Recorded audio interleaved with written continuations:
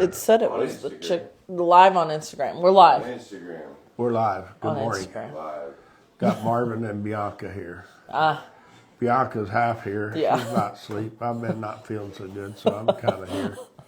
But we're going to do it because we missed it last week because I was down in sunny Texas, a 74-degree day on last Monday.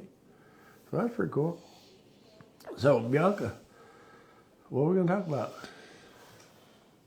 Do you want to just like bullshit today since we're both asleep? Or do you want to try to be something serious? We had a good Christmas party last night for a company. Yeah, it was fun. A lot of wine, dancing, whiskey. What? What party did you go to? I left and went to another one, man. Y'all went home. Like I must have missed that one. let's talk about shelter dogs. That's a fun subject for me. I've got some topics for you. One would be introducing your rescue dog to the dog or dogs you already have at home. You know, Bianca, I get in trouble when I talk about these usually, but we'll try it. You're going to try not to get in trouble? Right. I know, that's different, but it's Monday. For me, how do you want to approach this topic? I'm not quite sure I understand your question. Well, to me, not always, but a lot of people get a rescue dog that already has a dog because they feel bad for the dog at the shelter. No. We're not talking about people who shouldn't get a shelter dog. No, I'm not saying that. Sounds like that's where you're going. No, I said I'm not. So now I about lost my train of thought. But the people they kind of feel bad for the shelter dog, but they have one dog at home and they kind of feel bad because they don't have a buddy. So they want to get it a buddy, so they go to the shelter and they pick out a dog. And I feel sometimes they pick out the wrong level of age or life, you know. They'll have an older dog and they'll go get a puppy. Does that make sense? Mm-hmm. And then it makes it harder for them to get the two together and keep the two out of trouble. Mm-hmm. Sometimes it's just the opposite. They have a puppy, but their puppy wants a friend, so they go get another dog. Well, we're talking shelter, so let's say they go to the shelter and they get another young dog, and then how do they introduce the dogs, you know? I think that for me, are we going to discuss how to introduce them? Is that what you said? Well, yeah, that's what you can talk about whatever topic you want to with shelter dogs. I just touched on different scenarios that people do when they go get a dog from a shelter. What it sounds like is that you were just saying people get the wrong dog and shouldn't get a dog. No, I never say they shouldn't get a dog. I just say I feel that sometimes you should really look at what you have. Do you have a real high energy dog that you go mountain biking and running with? And then do you go to the shelter and get an older dog that just wants to lay on the couch, you know, and relax? For this podcast, let's skip that part. They have a shelter dog that they're bringing home. And they already have a dog? Yeah. Geez, there's so many. Well, Newburgh shelter, you can't. You have to introduce them at the shelters, you know. So if you're going to do it, I think you just got to, for me, you got to start out with having some kind of rules. Okay, I'm going to play devil's advocate here. I'm the client. I go down to Newburgh Animal Shelter. I pass the introduction at Newburgh Animal Shelter. Now I'm filling out adoption paperwork. What do I do? Well, I think you should have all your stuff together when you go home. You should have your crates, you know. You should have your, for me, long lines. For what? So you can let your dogs out and play, so you can catch your dogs if you're letting them out in your yard. So I just take them home and let them play? Well, if that's what you've already done at a shelter, you can do that, but you still I feel you've got to start training on them. You got to get some kind of control. I mean, you need to for me, do leash work, do some crate work. Okay, I'm going to be the trainer for a minute. If you just adopted a dog from Newburgh Animal Shelter and you have a dog that you already own, and you just got a dog from Newburgh Animal Shelter, and you introduced him at the shelter because you have to get approved, right? To show that your dog's not Some, I don't know if it's all shelters, but not approved. You know, you were approved. Now, at this point, even though those dogs have met and it went well, I would recommend you haul them in a crate, or at least one in a crate. Definitely recommend hauling the shelter dog in the crate because you haven't gotten to know it yet. And then when you get home, I would recommend that you don't just turn them loose together, that you maybe take them on some structured walks and have some separation and rotation until you get comfortable and you learn the dog that you brought home more. Would you do anything differently? well, like I said, I would always start training on them. I'd have a long line on if I'm going to put them together.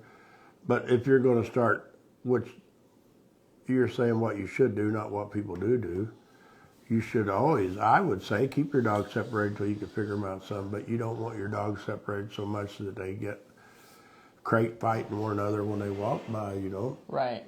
And that's what people do. They try to, there's a myth out there that if you have a shelter dog, you can't really expect them to learn a lot until, what is it, 60 or 90 days or something. Yeah. And I think that gets a lot of shelter dogs in trouble because the ones that we've had here, we always try to get dogs out with dogs, like you're saying here, but we have a control of the dogs before we put them together to run and play. Yeah.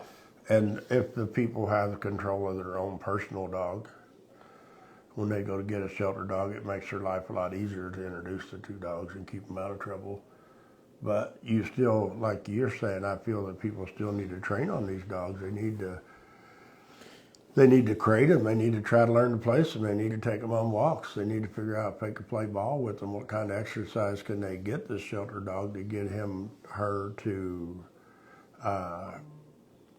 burn some energy, you know, but still be controllable. And to be controllable, I think you've got to figure out what you could do. You should not bring the dog home and just let it run amok and let it get in trouble. You've got to let it, some people say settle in, you know, but I think for me to get my dog to settle in, I want to put him in a crate. I would say that you should give the time for the dog to decompress and don't give up on a dog the first 7 days that you have it. But it gets muddy when you assume the rule to let them decompress for 3 days, 3 weeks, 3 months means don't train on them. That's not at all for it. me, the opposite. You should start training on your dog the day you get them, to some degree. Yeah, but don't you wanna do go have get to bit. give them some time to settle. It's just giving them some time to settle doesn't mean don't start boundaries. Correct. Doesn't mean don't start some rules, don't start some training.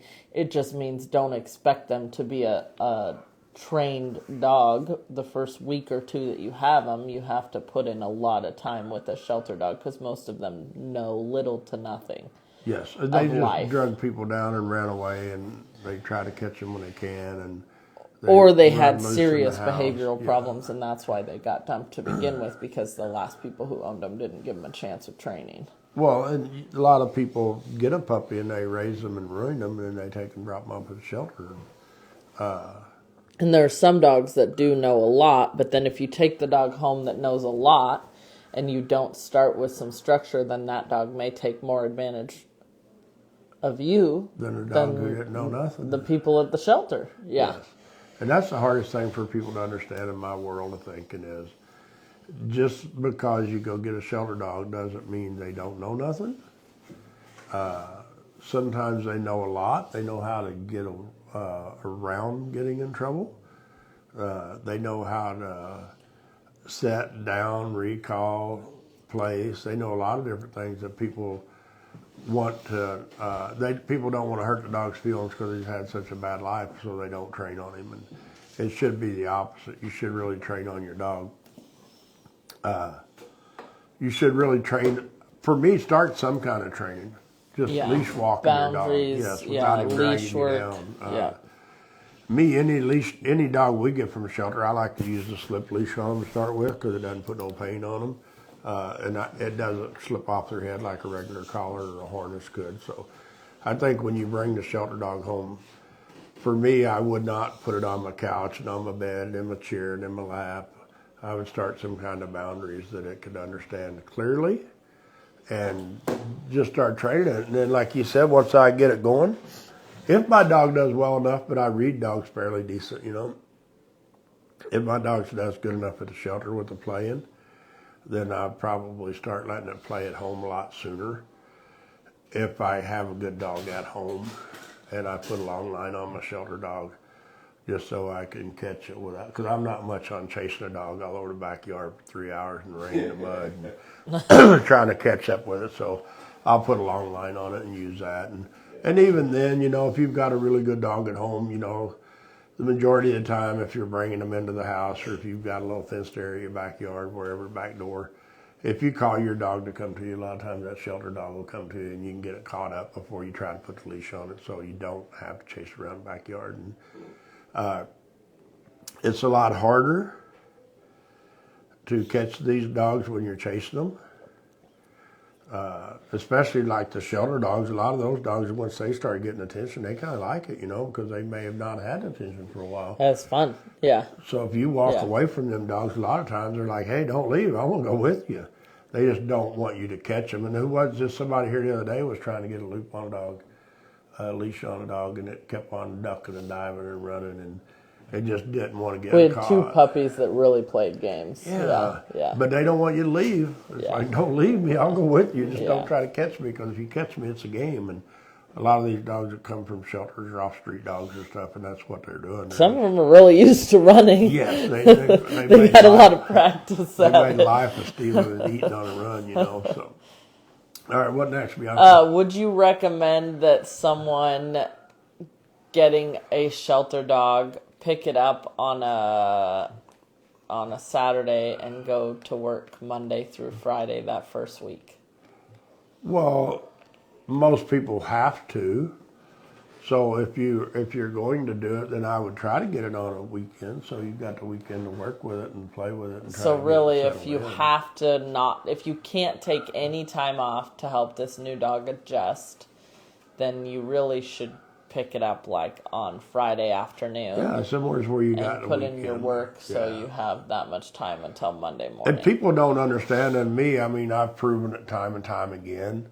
I don't like to do it so seriously, but I've had dogs I've trained on 3 or 4 times in one day, and it's paid off, you know. And probably one of the first things we would train on is them learning to settle to be able to go in a crate and be safe when you do have to go to work. Yes, and I mean, that takes sometimes a lot of time and a lot of effort, you know. For me, you shouldn't stuff a dog in a crate and slam the door and leave. It makes it a lot harder on the dog. If you've really worked with the dog's mind, you know, by heeling, setting, coming down in place and whatever, you know, or if you can get them on a treadmill or whatever, take them for a nice walk, play some ball with them or frisbee or anything just to wear the dog down. If you can wear it down physically and mentally, it's a lot easier to start putting them in a crate than it is just to do mental or physical. Yeah. If I have a choice, I'll try to do both. And for us, sometimes, I mean, we'll even let the dogs run the fences if they're not fighting through the fences, and if we're being behaved, you know, if we're having fun with it and getting some good exercise. But so, what's your next one? If you have owned the shelter dog for 3 days and you have another dog, would you let them have toys? Not together, I wouldn't, no. If I was going to let them have bones, toys, anything, I'd keep them separated. At what point might you feel comfortable letting them have toys? Well, for me, first I've got to be able to have control of the dogs. Mm-hmm. If I can't have control of them, and sometimes that takes a week, sometimes a month. Depends on the dog, or depends on how much problem, especially if you get a shelter dog that you don't know, how much resource guarding has the dog done. And for me, if I can't just walk up and tell my dog to leave a toy and let me have it, then I'm probably not going to put him with another dog because of the fact that you could have a lot of problems then. And the other dog might be super good about it, but he might just walk by that dog that has a toy. And then as soon as that dog goes by, the dog with the toy from the street or shelter is going to try to attack that dog because he got too close to his real estate. How long would you wait before you allow them on the furniture or the bed? Well, that's a really difficult question. Because for me, I would not allow them on the furniture or the bed. And for me, if a person has a dog that they want on the furniture, which a lot of people do, that's why they get a dog. If I can't tell my dog to get down and go, then he's not going to get on the couch or the bed. I would teach my dog to ask me to get on the couch or the bed with me, and then I would say yay or nay. And if I say no, then I tell him to go. He needs to leave me alone. Okay, but you didn't answer my question. Well, you said how long? Yeah. And it might be next week. Really? With the shelter dog? If it's a cool dog and if everything is just there and it's already been trained. Are you okay? Yeah. But that's what I say, when you get shelter dogs, you never know. Just like we have a shelter dog now, Chuck. And when he first got here, he wasn't the nicest dog in town. And what's he been here, 2 or 3 weeks now, and you figured out that maybe he's treat trained. Than that. Huh? He's been here longer than that. But now you figured out that he's really treat trained. Yeah. But he'll eat your coat pocket to get a treat out of it. He didn't. But he would. He If there's didn't. the right flavor. Will he? I think you're making a bold assumption of him. Yeah. He might have just stuck his nose in it. If you gave him an opportunity, would Yeah. he take Yeah. it? Yeah. He would steal it, I think a treat. If he Rebel's could. more likely to eat my coat pocket out than Yeah. Chuck. But the fun thing is like Chuck, who knows what he might do if you get a treat out. You know, he might eat you. He might be your best friend. Very easily became pushy. Yeah, because he's been treat trained Yeah. somewhere. Yeah. Or treat fed. He went from being moderately polite to very pushy Yeah. and very amped up. And So- his brain was like on rinse, cycle, repeat, doing all the things he had done in his past for a treat. And he So was for a glitching dog out like little him, bit. I would not allow him on my furniture Yeah. because he's not good about it. Maybe Like, not never, but you'd have to build some. Yeah, you would. You would have to do some training, and we've done a little training with him here. You know, not a lot, but he is from the Newburgh shelter, and he is up for adoption. I really like But- Chuck. Yeah, I do too. That He Yeah. plays ball. He loves Yeah. to play ball. He'll bring you a ball, drop a ball. You can get the Yeah. ball from him. He'll follow you around. He's pretty decent on the leash. He's starting to place a little bit. When we get the shelter dogs, you know, some people mistake it and think they come here for 3 weeks board and train, and they don't. They come here and hang out with us for a week or 2 or a month or 3, or depending on the dog, you know, and the circumstances. But we always take them in and out of the barn, and we make them be respectful, you know, and then we do take them in and train on them, and we place them. Some of them we take to town. So it just depends on the dog and how busy we are. But the thing is they always get handled every day, quite often, and they have to be respectful. So, what's your next question? Paula says, "Hey guys, Hi. Morning. Would you have a bunch of people over to meet your new dog? No, I would not. I would not. I would, before I even really let people Media meet my guy's dog, stroking out over there. before I'd even let people meet my dog, I would feel my dog out. But again, like I said, I have a fairly decent feelings about how good or bad dogs are sometimes. Sometimes I think they're a lot worse than they are, but I'd rather think they're worse than they are than better than they are. And get ate all the You time. want to assume the worst until you know the best. Yeah, yeah. Because I've been bit by dogs that were, I thought, Yeah. my buddies, you know, and they walk up with their tail wagging and grab all That's my- like a general rule for the entire dog industry, is to assume the worst until you know the best. When you're out on a walk, you should not be sticking your damn hand out to pet that dog you don't know. But people do, though. They have the I know. opposite assumption. You should not be letting that, oh, he's friendly, dog come say hi to your puppy, because you assume the worst until you know the best. But when I get into a Bad point rule. with, like you said, with your dog, I tell people I'm the dog's lawyer.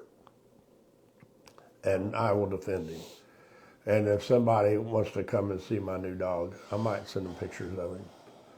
And then when I get my dog to where I feel he's cool, I'll let someone come One or meet him. You two. know? Yeah. That will listen to me. Yeah. I'm not going to let Joe Bob, who don't even know where he's at half the time, come over and start oohing and ahhing my dog and hand him cheeseburgers, french fries, and treats.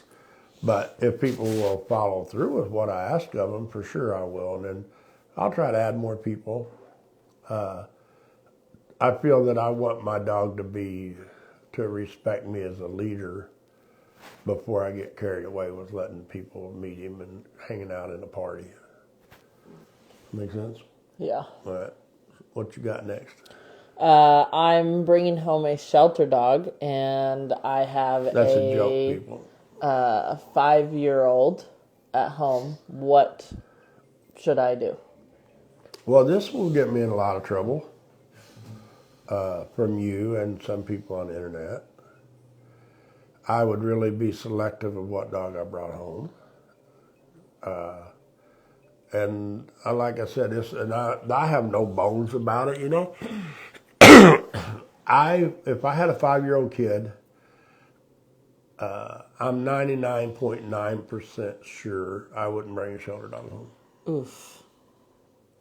I know that's not what you're asking. But I just 100% disagree. I know you do, and that's fine. I mean, I totally understand that. And the majority of the people out there will go get a shelter dog, and they will bring them home. But I've handled, 100 or two or so shelter dogs, in my life. And I've had really great success with them. But I wouldn't most likely go get a shelter dog to bring home with my 5-year-old kid. Okay, so I know that wasn't a good question. that wasn't what I asked you. Can you safely break that down? We're not talking about why people shouldn't get a shelter dog. No, I didn't. You asked me what I would do, not other people. But I didn't ask if you wouldn't get a shelter dog. I said I'm bringing home a shelter dog, and I have a 5-year-old I kid thought at you home. said me. I'm sorry. It's okay. What should you do? Yeah. For me, you should be very selective. You should really know what you're doing, and you should be prepared to really train on your shelter dog. And I like seeing people do that, and we help a lot of people. Give me some more specific things. Well, you should. Here's the thing, Marvin. I understand where you're coming from because you don't want to ever say anything that's going to put a child in harm's way. So Well, I hear you. But it's also... hang on. It doesn't matter because 90% of the people do what you tell them not to. I know. So what Probably I'm asking of you is to give people the best advice for the situation they're choosing to put themselves in, that you might help prevent something going wrong even though they're doing something you don't recommend. That was an earful. Does that make sense? Yes. So I'm driving a Ferrari and I'm going 100 miles an hour every day down Mountain Home Road. What would you tell me? Wear your freaking seatbelt and a helmet, What would I tell you? Well, that was a bad example because you're going to have a whole lot of shit to say about that. First, you shouldn't have a car. You know what I'm saying? Like, if I'm going to go do risky things, but you could... I've done risky things all my life, but when it comes to children, and for me, like my kids rode horses and would get bucked off and never wore helmets. And I'd be like, you need to get back on that horse. Yeah. Now, if I see one of my grandkids without a helmet, I'm like, do I need to go buy a helmet? I want to redirect the question entirely. I only want you to give advice for people who have gotten this themselves. You're going to go bring home a shelter dog and you have a 5-year-old child. I am doing it. You should be very selective on the dog you get. I already picked the dog.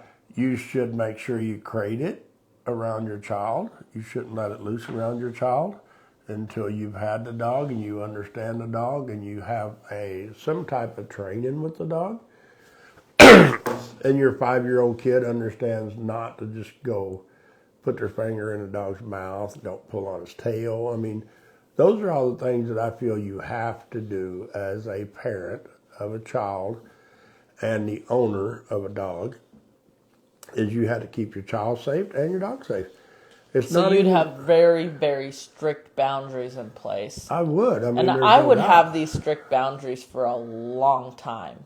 Like How long? Yeah, depends. months. Depends on the dog. You know? Unless the dog just showed me and I and the felt... age of the dog and what you Yeah. know about the dog from the shelter. Yeah. There's so many times you get a shelter dog and they give them a bad rap, you know.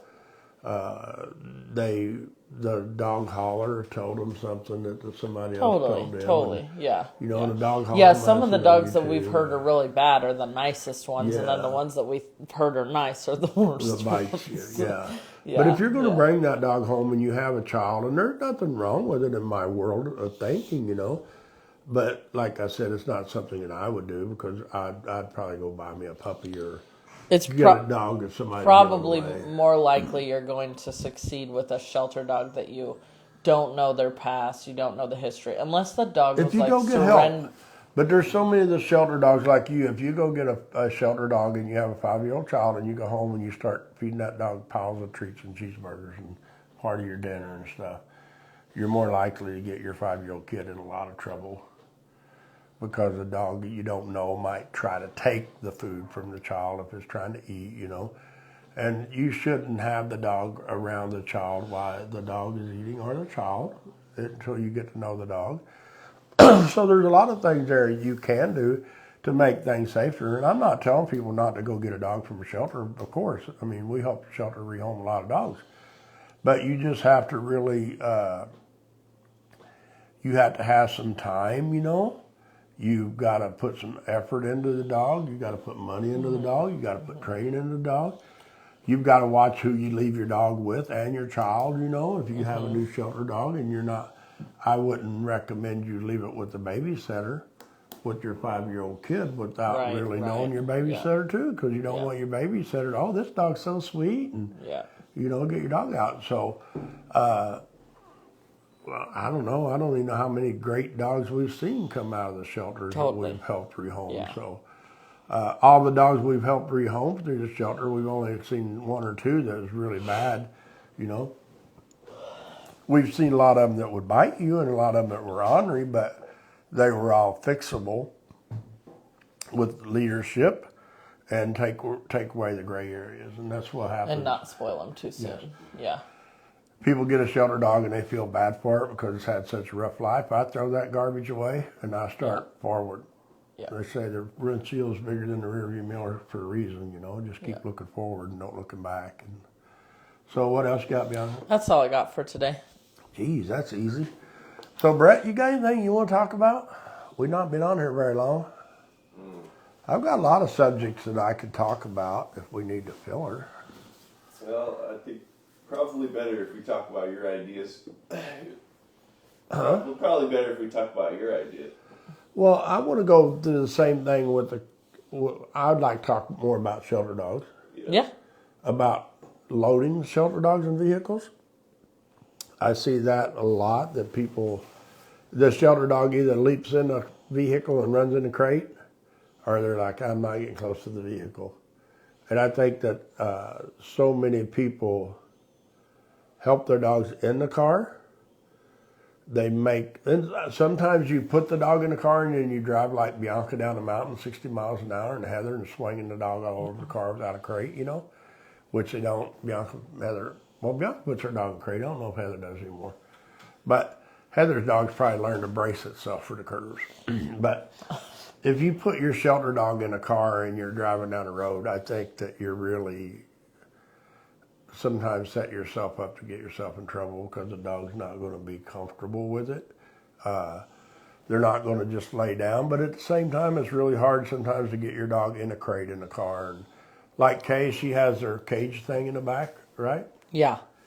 And it's a lot easier to get your dog in there and shut the hatch down. So if you're going to go get a shelter dog and you don't quite have it together as far as what you're going to do with it and how you're going to do it all, sometimes find somebody that has that set up, you know, or get you a bigger crate than you need in the back of your car so you can get your dog in it easier to transport your dog home. I like my dogs to ride in a smaller crate if I have a choice, just so they don't have the room to run around. But at the same time, if you're trying to transport your dog home, until you can get it crate trained. You're better off to have a bigger crate in your vehicle than you are just having your shelter dog loose in your vehicle. And then find out that when you go by Sip City, where Bianca goes and Brett gets coffee once or twice a month, when you go by there, your dog might bite you in the back of the head and want to stop and get his cookie, you know. So for me, I think you want to be safe with that stuff when you're bringing a shelter dog. We have had boarding trains that we're taking to town, and we pull in the coffee line. The dogs just go ballistic because they're in the crate. They can't get to the coffee window. Shaking the whole car, trying to break the building down. When you have the shelter dog that you're going to pick up, and you've always dreamed, you know, some people, this is their first dog, and they've always dreamed of having a dog, and they finally got financially set up to be able to afford that dog. I personally, and I know one or two people who worked here before that either worked here or board and trained here or something anyway, maybe board and trained here. They had an account set up for their dog, and they had money in it before they ever got their dog. Oh, yeah, she worked here. Yeah. He had a savings account. Sully. Huh? Sully had a savings account. Yeah, and they saved up money so they'd have vet bill money and whatever they needed for their dog. And it was really cool, you know, to be able to do that. And you get the vet bills that are not expected, you know. And some people go to the shelter to get a dog because it's a lot cheaper than buying a puppy, and you can get a little bit older dog so you don't have to do all the house training. And I think the majority of the dogs, if I had to guess, that are at a shelter are probably house trained. They're potty trained. They probably have a lot of rules that they know. They just don't ever have the rules to be from a leader who's going to make the dog follow the rules. They let them get into the gray area. So a lot of the dogs that we get from the shelter, if you just start out on the right foot with leadership and don't let the gray area fall back into play, it's amazing how fast they will become a better dog. But we've had people get shelter dogs that went home, and I remember one kid let her dog start sleeping in the bed the day she got home. And it was like 3 days, they dropped off a boarding train because it was already trying to bite people. Oh, yeah, and yeah. Now that dog's so cool, and that was a young kid too. I mean, but man, she amazed me and Bianca both because she just followed what we taught. And her dog, I don't even know if she puts the e-collar on anymore. No, she takes it off leash all over the place with naked, nothing, no tools. And when it comes here, it's really respect. And it's a year old now, maybe a little over a year old. We had a lot of doubt. Yeah, we had a lot now. I mean, there was like, I don't know, if you had to go confidence to doubt. That was probably one of the most shocking success stories because that girl just proved us wrong. And she good did. For her. Yes, I mean, I'm super proud of anybody who does that. And being a child or an adult, you know, but it's just the fact that she got a shelter dog and she got in trouble, and I think it was in 3 days, but she was here because she knew about us, and she dropped her dog off and never looked back. I mean, that kid but she had really good support from her grandma. She does. I'm not sure who else. Her grandma's the one that came in with her, and her grandma supported her with her dog deal, and it's just amazing how much it works. So I would like to advocate more for shelter dogs, but it's really hard to for people always to pick out that right dog, you know, for their situation. Because and they see a dog that's so sad, they're like, oh, I'm going to help that dog. Yeah, because shelter dogs need more leadership from people, and most of the people who are looking to get a shelter dog are a bit out of touch with the reality of the project they're taking on and what the dog needs from them. And some people, this just grinds my gears, impulsively get a shelter dog, and then a week later it's too much. Yes. And it's the shelter dog will recover from that week field trip. Yeah. But really get your ducks in a row. I think that for me, it's so many times people go get a shelter dog, and then if they get help, they go on the internet and they try to feed the dog treats to get the dog to like them and bond with them. And it just don't quite work that way majority of the time. I'm not saying ever, because sometimes it sure does, but to me, it's like if you want a friend, you know, but you're just going to pay them to be your friend, they might bail on you if you run out of money, and they'll go find another friend with money. And whenever it comes to offering dogs bribes, not saying you can't feed your dogs treats, because we do it here once in a while. But if I feed a dog a treat, it's just because I don't know, somebody handed me the treat, or I found a bag in the kennels. And I feed them usually to my dogs if I do, or Bianca's dogs, or whoever works here that don't mind me giving a dog a treat, I'll give them a treat. Or Jody's dog Rio will come up to the kennels, you know. But the only time I ever feed really shelter dogs treats when they get here is if they're really growly at me or something and wanting to try to bite me or something. Once in a while, I'll give them a treat through the kennel door when I walk by, just to let them know I'm not here to be mean to them, you know. But even with those dogs, we try to get the kennel the shelter dogs out too as soon as we can, and start handling them so they can just settle in and feel better about life. So, Bianca, you got anything you want to add? Nope. Well, I think we should bail off here. And can I ask real quick a question? Sure. Could someone consult with you if they're thinking about getting a shelter dog? Wouldn't that be such a good Absolutely. idea? But I've been telling people that for 20-some years, 30 years, you know. Yeah. With the cow dog world. 1 in 100 people want advice on what. It's a great thought.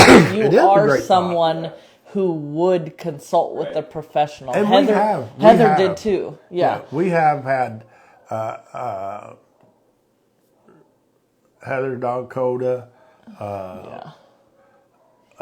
What's the dog with the little dog that wanted to eat Suzanne and him? Bo. Is it Bo? The black lab? Tobin. Yeah. And Bo's. They got that dog. I mean, I don't know how many dogs. We've had people do it, and we would love to. I'm not sure we would charge money for it. We would probably just help people. Yeah. You know, pick out a dog. It's very rare. It's like a 2% of the population, because most of the people getting a puppy or a dog, I would say 98% of people getting a puppy or a dog are impulsively getting what they want. Interesting. Or they know they want a big jug-headed dog. You know, like Ozzy, I wonder, is he still at shelter? I think so, yeah. I don't even know why. He's such a cool, big, jug-headed, long. That's the thing. All the people who want a big dog go and meet him, and he's a little overwhelming. But it's like that. He's one of the cooler dogs if you find someone who could handle him. He's overwhelming with them because they don't make him mind. You know, with us, he's just cool when he was here. Right. Yeah. And that's the big thing is for people like that. You know. Like Brett was saying, if they want a dog from the shelter and they tell us what they're wanting, we could recommend something. You know, like philosophically, I wish people look that word up. I wish people would. It will make sense to you. I wish people would look at taking on a shelter dog more like a civil duty, not like a rescue savior. Well, I think at the same time, if people want to get a dog,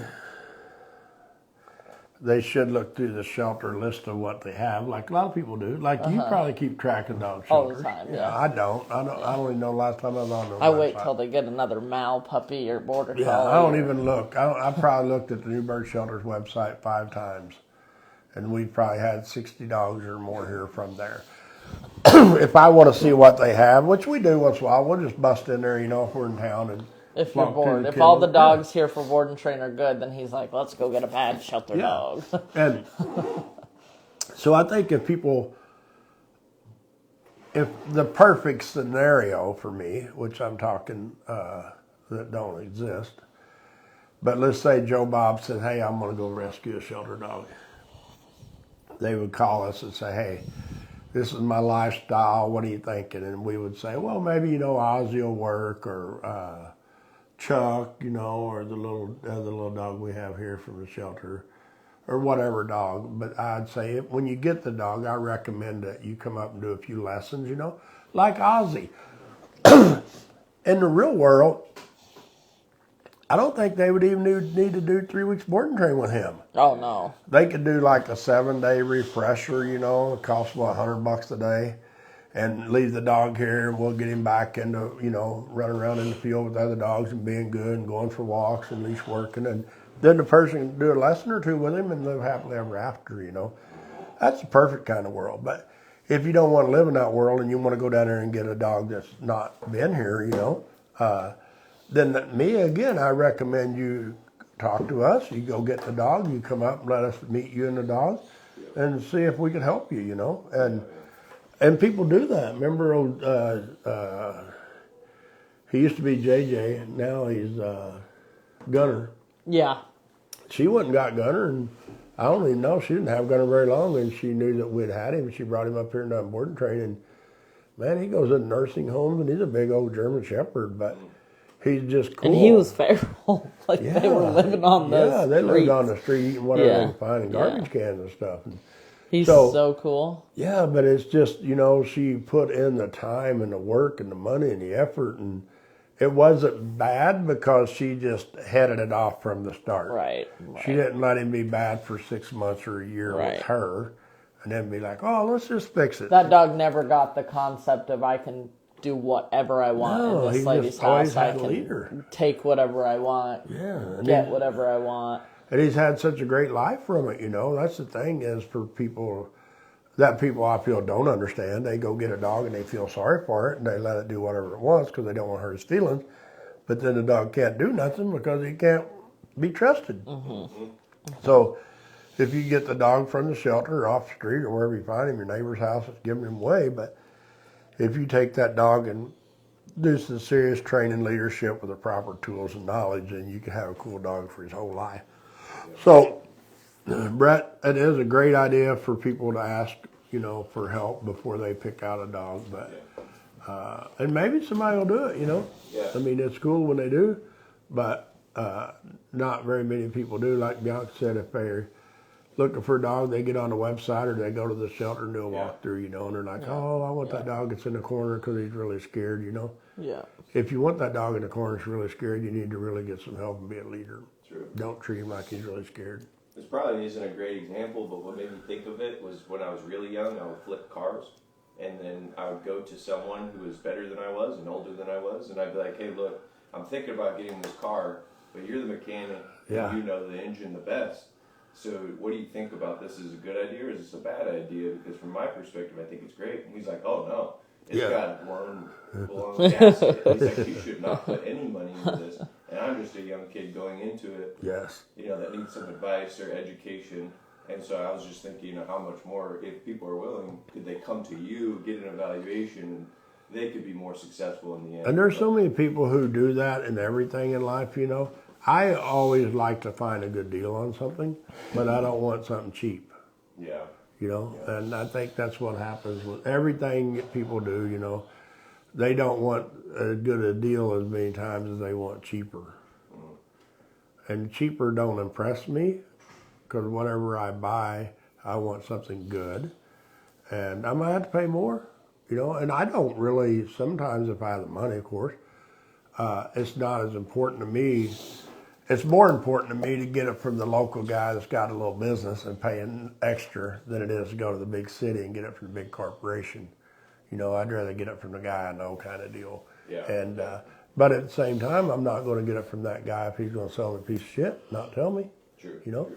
True. So it is fun for me to think of people who's going, and this Christmas is coming up, and people's going to buy their dog puppies for their families and give them shelter dogs or whatever for Christmas. And I think that regardless if you get a high dollar puppy or if you get a shelter dog, you should really think about what you're going to do to train that dog so it can be a cool dog. And don't get anybody a dog for Christmas unless they know they're getting it.